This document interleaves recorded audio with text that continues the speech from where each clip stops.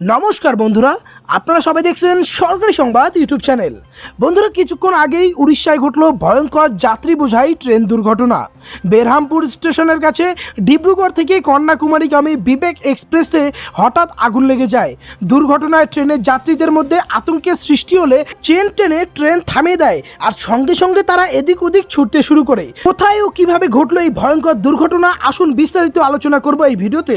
অবশ্যই বন্ধুরা ভিডিওটিকে শেষ পর্যন্ত দেখবেন, আর এই ধরনের দরকারি আর গুরুত্বপূর্ণ খবর প্রতিদিন আপনাদের মোবাইলে পেতে হলে অবশ্যই ভিডিওটিকে একটা লাইক করে দেবেন, এর সঙ্গে লাল রঙের সাবস্ক্রাইব বাটনে ক্লিক করে পাশে বেল নোটিফিকেশনটা অল করে দেবেন।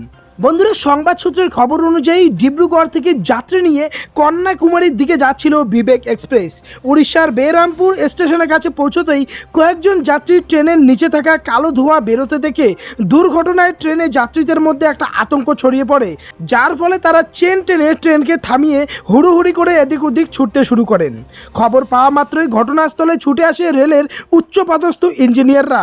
প্রাথমিক তদন্তে জানা গিয়েছে একটি বস্তা রেল লাইনের ট্রেনের চাকায় আটকে যাওয়ার কারণে চাকার ঘর্ষণে আগুন লেগে যাওয়ার ফলে কালো ধোঁয়া বেরিয়েছে।